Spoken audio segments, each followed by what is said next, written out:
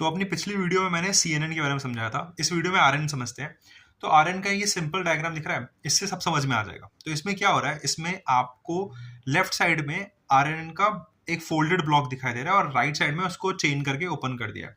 तो क्या हो रहा है लेफ्ट साइड में, अभी इसमें जो H है वो सबसे इंपॉर्टेंट चीज है समझना, है ना। RNN होता क्या है, रिकरेंट न्यूरल नेटवर्क होता है। इसमें मतलब कि सीक्वेंशियल डाटा के लिए सबसे बेस्ट मॉडल है।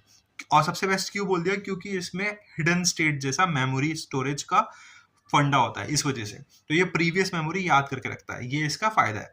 अब इसमें क्या हो रहा है, एक्स से इनपुट आ रहा है, उसका वेट है यू। एच जो है आपका हिडन स्टेट है जिसमें प्रीवियस वाली नॉलेज रखी हुई है।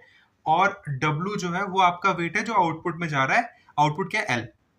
वी जो ये सर्कल बन के आ रहा है ना, लूप बन रहा है, ये लूप जो है वो आपका हिडन लूप के लिए है। तो ये वापस से उसको फीड कर रहा है प्रीवियस मेमोरी, इसी वजह से।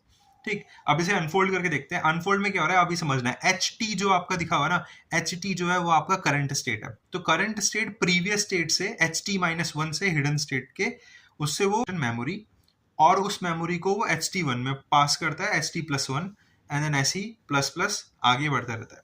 अब ये जो आपका पास हो रहा है वो समझो, देखो वी वी वी पास हो रहा है, इसका मतलब ये कि हर बार इसका वेट सेम होता है। तो इसीलिए ये सीक्वेंशियल डाटा के लिए सबसे बेस्ट होता है, क्योंकि इसमें वेट का कोई चेंजेस नहीं है। साथ में इसमें x T minus one input इधर, एक्स टी इनपुट इधर। तो ये जो इनपुट है वो पुरानी याद करते हुए और अपडेट करते हुए चल रहा है। इसका मेजर ड्रॉबैक यही था कि मेमोरी बहुत लंबे समय तक याद नहीं रख पा रहा था। तो उसी वजह से LSTM और GRU जैसे कंसेप्ट आए।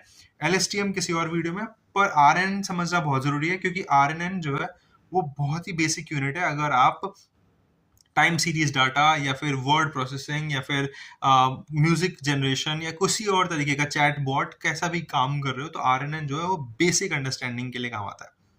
ठीक है, समझ में आ गया।